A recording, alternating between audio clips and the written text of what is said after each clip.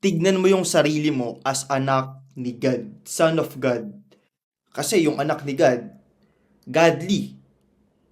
'Di ba? Godly ka, magiging godly ka. Pag tinignan mo sarili mo as anak ni God, yung galawan mo, godly na ngayon. Aalagaan mo katawan mo, lalabas ka ng maayos, maporma, mabango, aalagaan mo sarili mo, ire-represent mo si God ng maayos, 'di ba? So, sobrang the best na mindset to. Anak ni God. 'Di ba? Kasi kung iisipin mo, anak ka ni God, dapat on point ka sa lahat ng department mo. Katawan mo, utak mo, yung mga lumalabas sa bibig mo, dapat magaganda, hindi mga kalokohan. Yung forma mo, dapat sharp ka, maayos itsura mo, pogi ka, mabango ka, hindi ka mabaho. Diba? Inaalagaan mo sarili mo. Kasi isipin mo, anak ka nga ni God eh. Yung anak nga ng mayor, maporma eh. Yung anak nga ng mayor, may pera eh.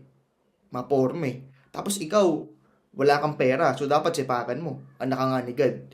So, sobrang the best na mindset na ito na tignan mo sarili mo bilang anak ka ni God. 'Di ba? Yung buhay mo gaganda. Alagaan mo ngayong katawan mo. Hindi ka manonood ng mga bidyong walang kwenta sa internet, malalaswang video. Siyempre, anak ka ni God eh. Alagaan mo ipin mo, itsura mo, alagaan mo. Dapat presentable ka. Dapat nakapagupit ka lagi. Inaalagaan mo yung mukha mo, nag-skincare ka. Dapat nagtutoothbrush ka, naliligo ka, pumuporma ka ng maayos kahit nasa bahay ka lang. Kasi anak ka ni God eh. Sobrang the best na mindset yun. Anak ni God. Godly ka.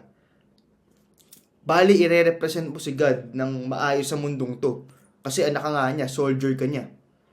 Every time na lalabas ka, dapat maging ilaw ka sa mga tao sa paligid mo. Parang ako, pag lumalabas ako, minimake sure ko na good energy ako. Kung meron dyan kupal sa harapan ko, tatawanan ko lang yan, ingitian ko yan. Anak ako ni God eh. Ba't ko siya awayin? Dapat maintindihan ko siya o ba't siya galit sa akin. 'Di ba? Anak ako ni God eh. 'Di ba? Pag kakausapin ko yung tindera, nakangiti lang ako lagi. Tapos itsura ko okay. Kumbaga, anak ka ni God. So dapat talaga, ano ka, on point ka. So sa mga lost na bata dito or sa mga lost na lalaki dito, tignan mo sarili mo kasi bilang soldier of God or anak ni God, son of God. And tignan mo, magbabago yung buhay mo.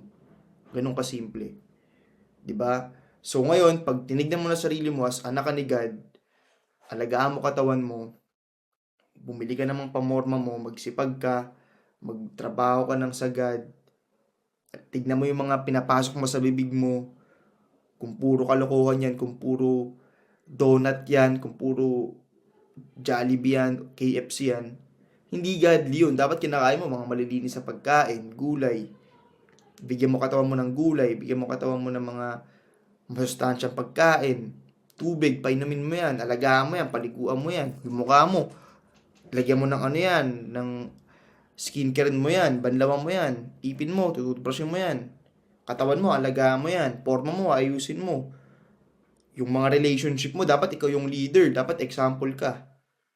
Anak ni God, son of God. Okay? So, ayun lang. Sana naintindihan nyo yung punto ko. May mga example akong binigay kanina kung paano ba gumalaw yung anak ni God.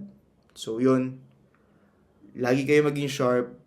Tignan nyo sarili nyo as son of God or soldier of God. Lagi natin galingan, mga G.